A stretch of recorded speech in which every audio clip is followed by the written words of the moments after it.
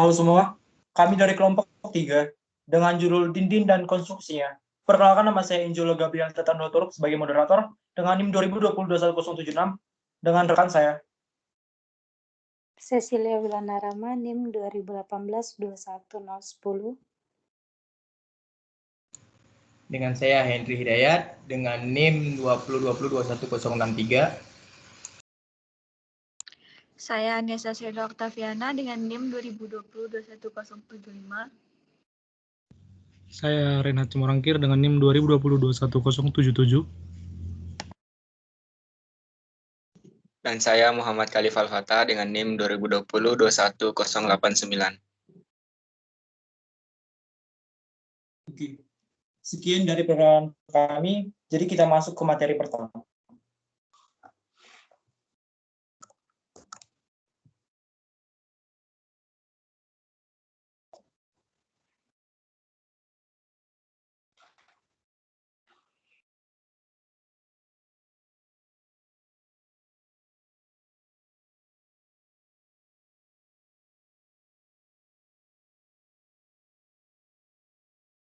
Oke, baik, kita mulai.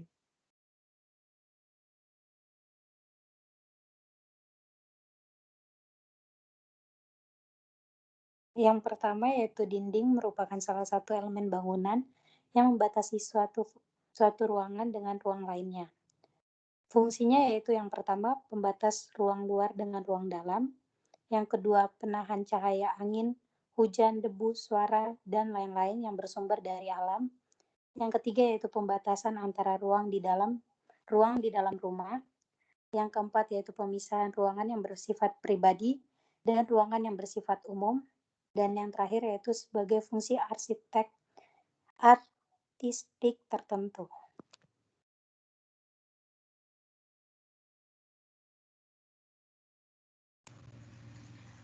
Yang kedua, jenis dinding. Jenis dinding terbagi 3, yaitu dinding struktural dan non-struktural, dan dinding partisi atau penyikat.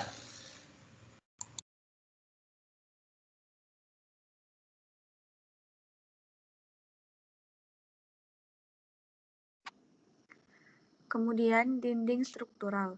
Sebagai struktur bangunan, bearing wall, dinding ini berperan untuk menopang atap dan sama sekali tidak menggunakan cor beton untuk kolom atau besi beton. Bahan dinding struktur yang biasa digunakan pada satu bangunan adalah batu bata, yaitu pada zaman dahulu. Konstruksinya 100% mengandalkan pasangan batu bata dan semen. Yang kedua ada dinding non-struktural. Dinding ini adalah dinding yang tidak menopang beban, hanya sebagai pembatas. Apabila dinding dirobohkan, maka bangunan tetap berdiri. Beberapa material dinding non-struktural diantaranya seperti batu bata, batako, bata ringan, kayu, kaca, dan lain-lain. Yang ketiga ada dinding partisi atau penyekat. Dinding penyekat adalah batas vertikal yang ada di dalam ruangan atau interior. Bahan-bahan yang digunakan untuk dinding partisi ini diantaranya seperti gipsum, papan kalsium, triplek, kaca, dan lain-lain.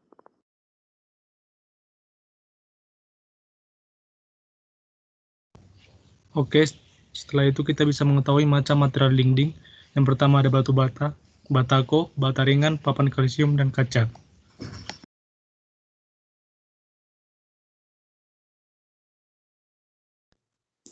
Oke, baik. Sekarang kita masuk ke batu bata. Batu bata terbagi jadi 3. Yang pertama batu welahan, yang kedua batu magelang, dan yang ketiga, saya ulangi, batu bata terdiri menjadi 3. Yang pertama bata welahan, yang kedua bata magelang, yang ketiga bata temanggung.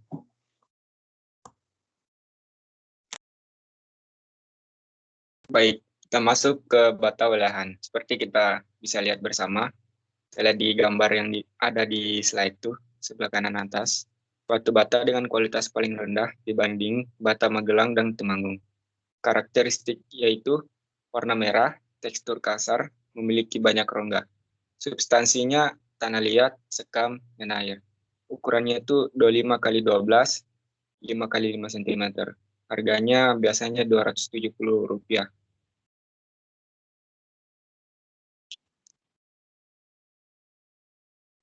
Yang kedua yaitu bata magelang. Jenis batu bata dengan kualitas lebih baik dari jenis walahan. Karakteristiknya, warnanya merah, tekstur rata dan halus, dengan rongga-rongga kecil. Substansinya tanah liat, sekam, sama air. Ukurannya 23 x 10 x 3 cm. Harganya berkisar dari 450 sampai 550 rupiah.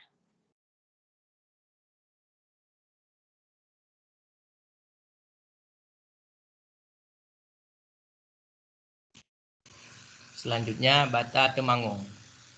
Bata jenis ini Temanggung merupakan batu bata dengan kualitas paling baik karena teksturnya yang halus. Dinding yang dipasang dengan batu bata jenis ini sengaja tidak diplaster dan dibiarkan terekspos semen, namun lapisan terluarnya di coating terlebih dahulu untuk menghindari rembes air.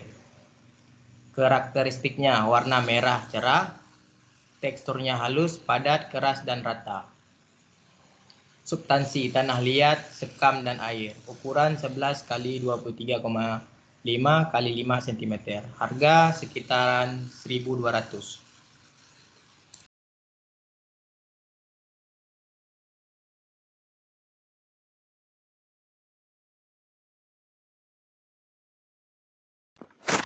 Nah, kita juga bisa mengetahui kelebihan batu bata dan juga kekurangan batu bata.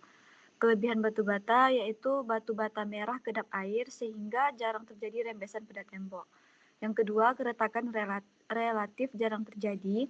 Yang ketiga, kuat dan tahan lama karena batu bata tahan terhadap cuaca panas, cuaca dingin, dan udara lembab.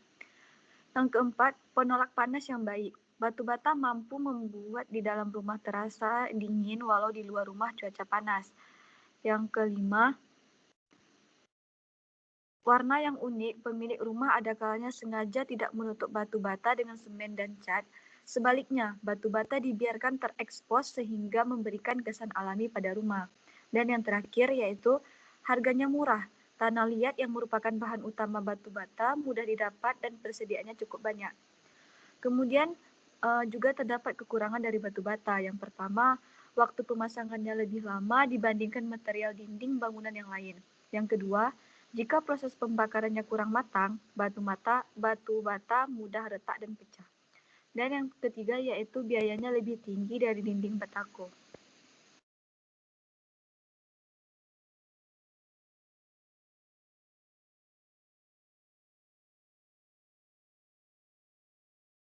Oke, teman-teman, saat ini kita akan masuk ke kriteria bata berkualitas baik. Pertama itu batu bata bebas dari retak atau cacat dan dari batu dan benjolan apapun. Yang kedua, batu bata harus seragam dalam ukuran dengan sudut tajam dan tepi yang rata. Yang ketiga, permukaan harus benar dalam bentuk persegi panjang satu sama lain untuk menjamin kerapian pekerjaan. Yang keempat, mempunyai ukuran standar yaitu A panjang 240 mm, lebar 115 mm, dan tebal 52 cm. Lalu yang B panjang 230 mm, lebar 110 mm, dan tebal 50 cm. Lalu yang kelima itu mempunyai kekuatan yang baik, akan memberikan suara dering jika diketok.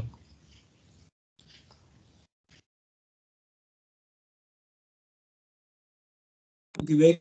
Sekarang kita masuk ke jenis pemasangan dinding batu bata. Ada 3 jenis pemasangan dinding batu bata merah, yaitu yang pertama, pemasangan setengah batu. Pemasangan batu ini secara memanjang dengan lebar bata merah sebagai tebal dindingnya. Yang kedua, bata satu batu. Bata ini secara melintang dengan panjang bata sebagai tebal dindingnya. Yang ketiga, pasangan roek. Pasangan bata secara miring melintang yang berfungsi sebagai pasangan resapan air di bagian paling bawah pasangan batanya.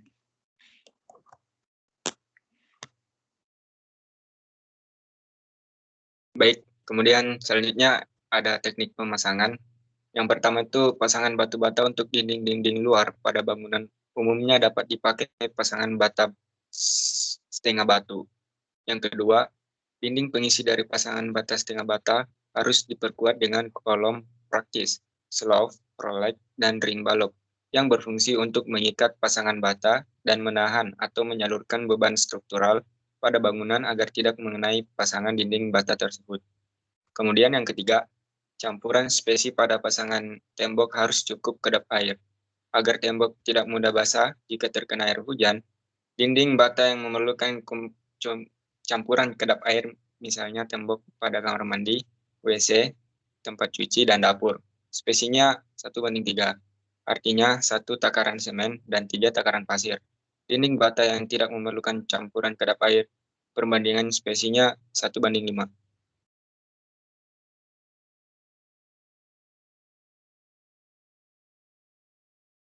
Yang keempat yaitu perkuatan dinding batu bata dengan kolom praktis.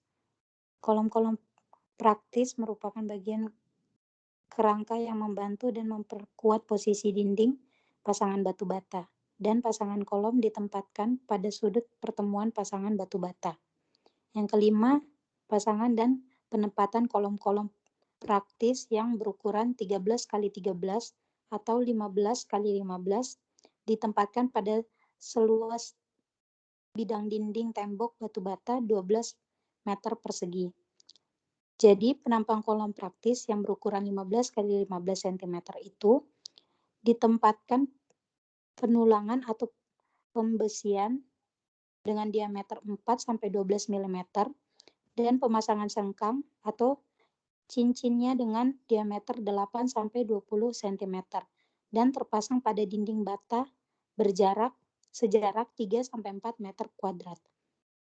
Yang keenam yaitu ada kusen gendong yang diartikan konstruksi kusen pintu dan jendelanya menjadi satu. Di bagian atas dari ambang atas kusen dipasangkan batu bata berdiri atau disebut sebagai roleng dan adukan menggunakan perbandingan 1 PC banding 3 piece.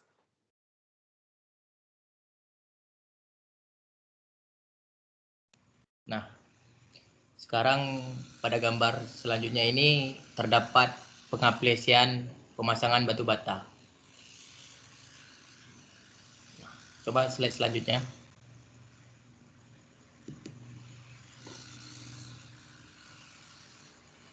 Nah, begini juga aplikasinya dinding batu bata. Nah, ini ketika sedang dibuat pada gambar yang sebelah kanan dan pada gambar sebelah kiri yang sudah jadi. Oke.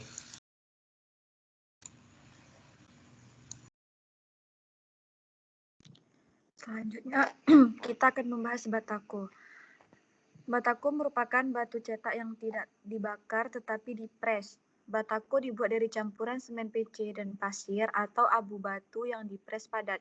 Ukuran dan modelnya beragam. Pada batako terdapat 3 lubang di sisinya. Lubang tersebut digunakan sebagai adukan pengikat.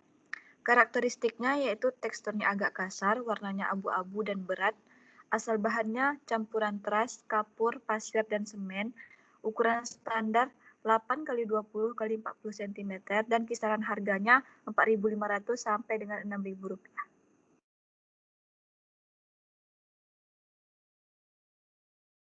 Oke, sekarang kita bisa tahu kelebihan dari batako yaitu harganya relatif murah, dan selain harganya lebih murah per meternya, dimensi yang lebih besar dan berlubang dapat menghemat 75% plesteran dan 50% beban dinding. Dan irit perekat, lalu tidak memerlukan plesteran plus acian lagi untuk finishingnya. Lalu setelah itu kedap air, sehingga sangat kecil kemungkinan terjadinya rembesan air. Tetapi batako memiliki kekurangan juga, yaitu harganya relatif lebih mahal dibandingkan batako truss, dan mudah terjadi retak rambut pada dinding, lalu mudah dilubangi karena terdapat lubang pada bagian sisi dalamnya.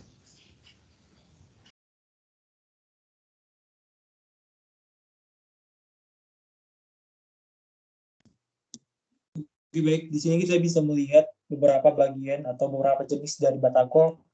Di sini ada A, panjang 40 cm, lebar 20 cm, tingginya 20 cm. Itu berlubang untuk dinding luar. Yang bagian B, panjangnya 40 cm, lebar 20 cm, tingginya juga 20 cm. Berlubang, batu ini khusus untuk menutup bagian sudut-sudut dan pertemuan-pertemuan dari setiap bata.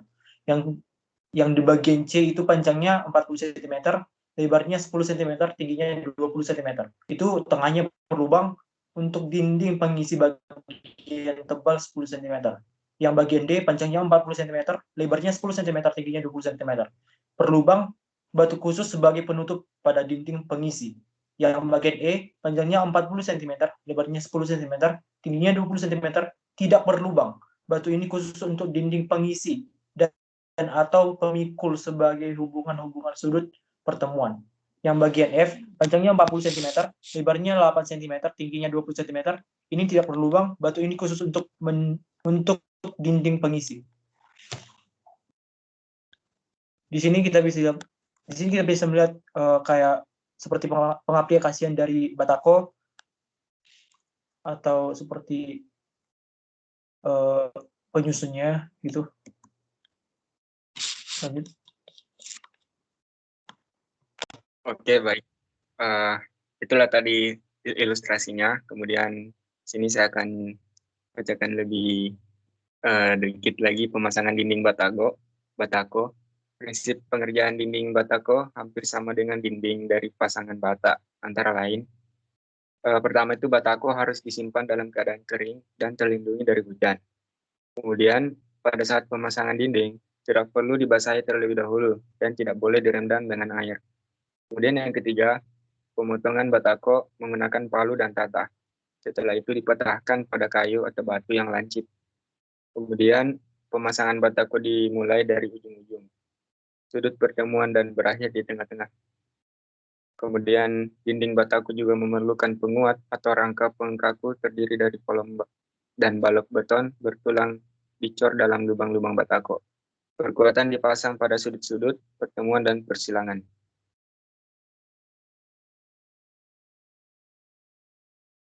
Kebutuhan material setiap meter persegi dibutuhkan material berupa batako sebanyak 15 buah, pasir pasang sebanyak 0,015 meter kubik, semen PC sebanyak 0,125 sak.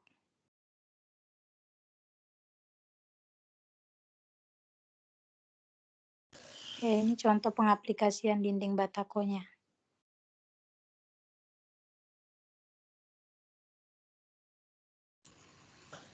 Nah, sekarang kita masuk ke bata ringan.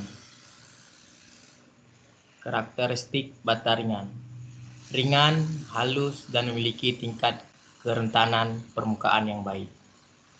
Alas bahan: pasir, kewarsa, semen, kapur, sedikit gypsum, air, dan aluminium pasta sebagai bahan pengembang, pengisi udara secara kimiawi, dan mempengaruhi kekekaran beton.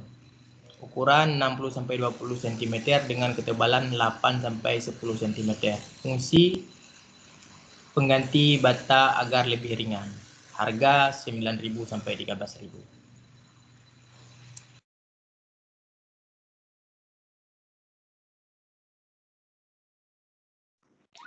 Kelebihan dari yang pertama memiliki ukuran dan kualitas yang seragam sehingga dapat menghasilkan dinding yang rapi. Kemudian lebih ringan daripada bata biasa sehingga memperkecil beban struktur. Selanjutnya pengangkutannya lebih mudah dilakukan, pelaksanaannya lebih cepat daripada pemakaian bata biasa. Tidak diperlukan plesteran yang tebal, umumnya ditentukan hanya 2,5 cm saja. Kedap air sehingga kecil kemungkinan terjadinya rembesan air, mempunyai kekedapan suara yang baik, daya kuat tekan yang tinggi, mempunyai ketahanan yang baik terhadap gempa bumi, dan tidak diperlukan spesies yang terlalu tebal, umumnya sekitar 2-3 mm.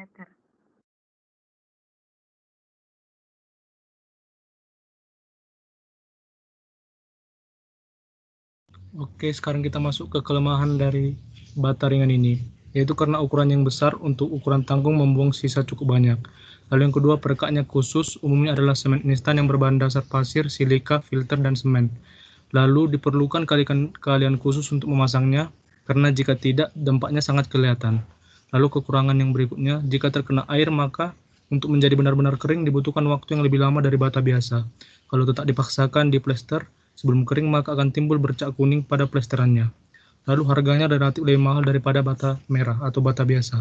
Dan agak susah mendapatkannya, hanya terdapat di toko material besar yang menjual bata ringan ini, dan penjualannya pun dalam volume besar atau dalam jumlah per meter kubik.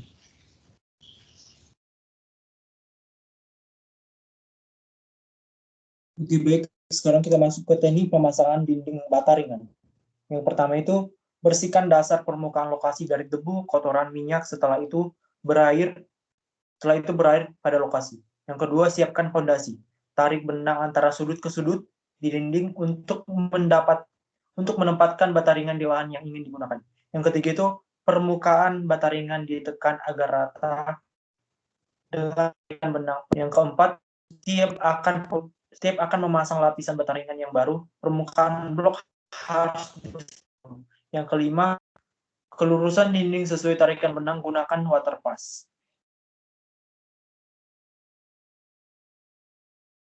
Untuk nomor 6, tuangkan adonan pada tiap lapisan bata ringan setebal 3 mm dan roskan bergigi 6 mm yang telah dipersiapkan. Nomor 7, lalu tebarkan adukan dengan memakai alat yang rata sehingga permukaan blok bata ringan terhadap adukan. Yang kedelapan, permukaan blok bata ringan harus diratakan dengan menggunakan alat perata sehingga permukaan dinding dan rapi.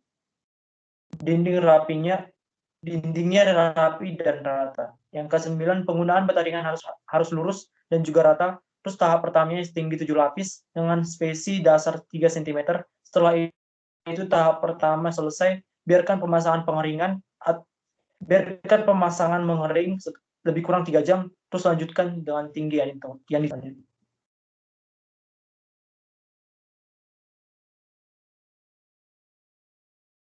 Di sini ada pengaplikasian dinding bata ringan. Bisa dilihat pada gambar.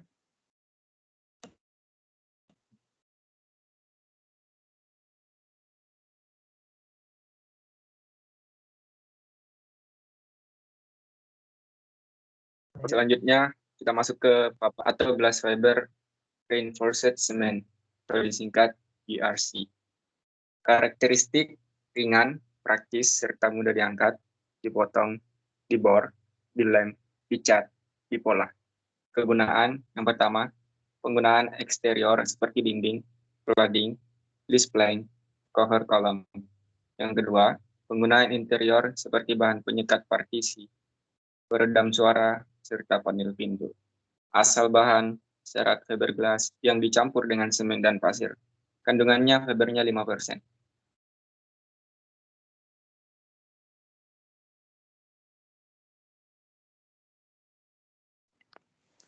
Ukuran per lembarnya yang pertama yaitu 60 kali 120 cm dengan tebal 4 mm, yang kedua yaitu 120 kali 240 cm, tebalnya 6 mm, yang ketiga yaitu 120 kali 240 cm dengan tebal 9 mm. Harganya itu untuk tebal 4 mm 75.000 per lembar, 6 mm 100.000 per lembar, dan yang 9 mm yaitu 150 per lembar. Jenis sisi tepinya, tepi rata SE square edge.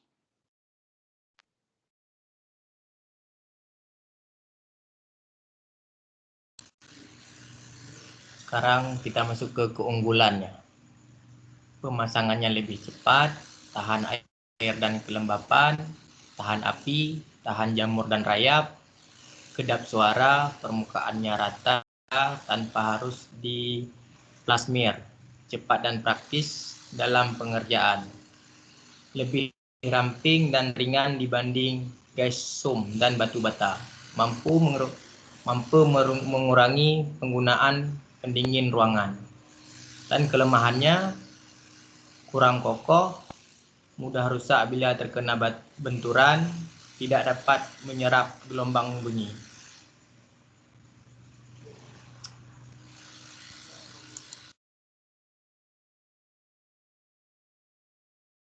Selanjutnya, pemasangan dinding papan fiber semen atau GRC.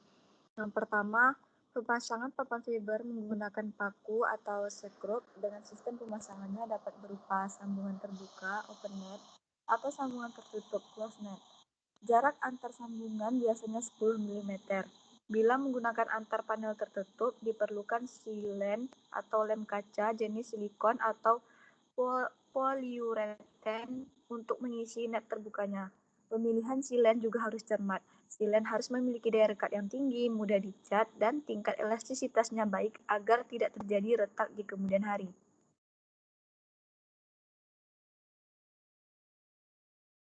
Yang kedua, rangka untuk pemasangan GRC ini dapat berupa kayu maupun besi holo atau besi siku.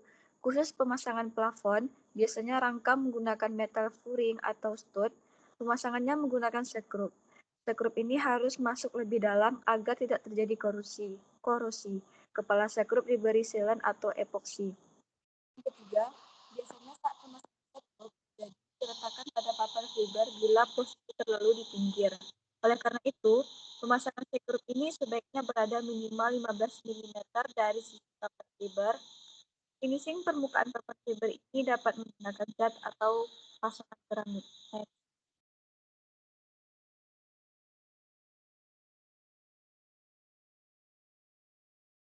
Berikut teman-teman yang menonton video ini bisa melihat aplikasi dari dinding GRC tersebut. Bisa di next. Lalu yang kelima itu kaca.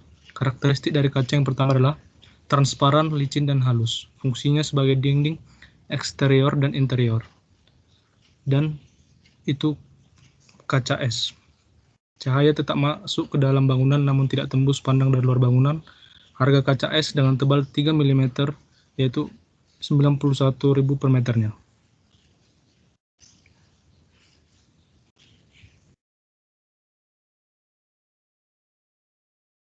Oke, baik. Untuk yang kedua, kaca tebalnya 3 mm sampai 2 cm. Untuk tebal 3 mm itu harganya 54.000 per meter. Sedangkan 5 mm itu sampai atau bisa kita dapat dengan 70.000 per meter. Untuk kaca ribbon itu warnanya hitam, terus berfungsi untuk mereduksi cahaya masuk. Itu tebalnya untuk yang 3 mm harga sebesar 61.000 per meternya, sedangkan tebal 5 mm itu 86.000 per meter. Oke.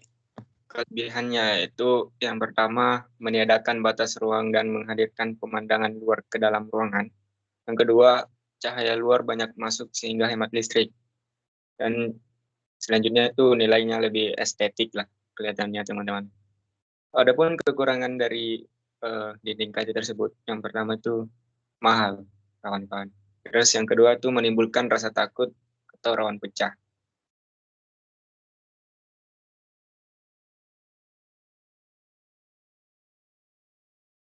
Untuk teknik pemasangan kaca, yang pertama, siapkan bidang lubang yang akan ditempatkan kaca. Yang kedua, buat cerukan pada dinding bagian atas dan bawah kaca sedalam dan selebar 1,5 cm. Lalu berikan sedikit perkuatan dengan adukan semen pada dasar cerukan untuk pegangan list U. Dapat pula dengan memaku list U ke dalam cerukan agar list terpegang kuat. Lalu tempatkan list aluminium berbentuk U dengan ukuran 1 cm pada kedua cerukan itu. Berikan sealan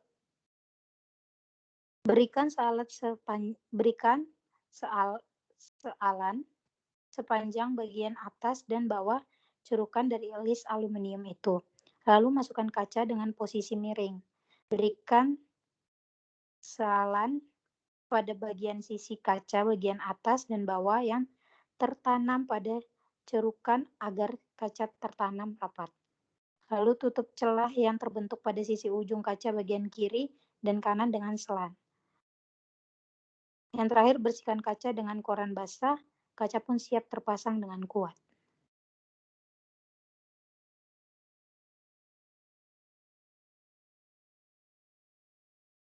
Ya, ini untuk contoh aplikasi dinding kacanya.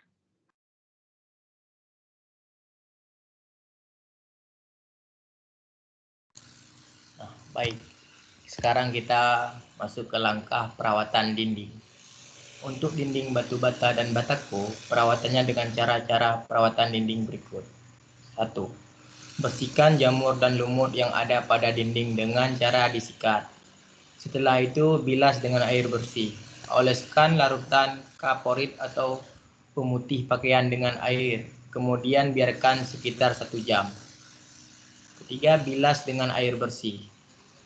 Untuk partisi papan kalsium, perawatannya hindari kontak langsung dengan air secara terus-menerus.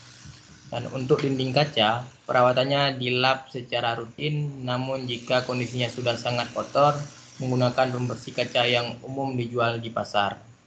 Namun kaca cukup sensitif terhadap larutan asam basa, sehingga sebisa mungkin harus dihindari.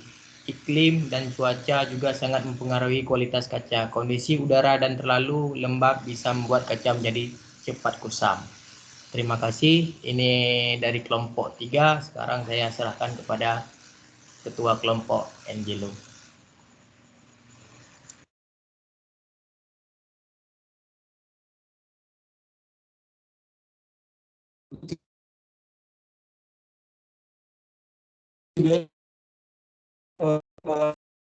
Terima kasih, jangan lupa subscribe dan like. Jangan lupa di komen kalau ada perkataan atau bacaan kami yang kurang sesuai dengan yang kalian baca.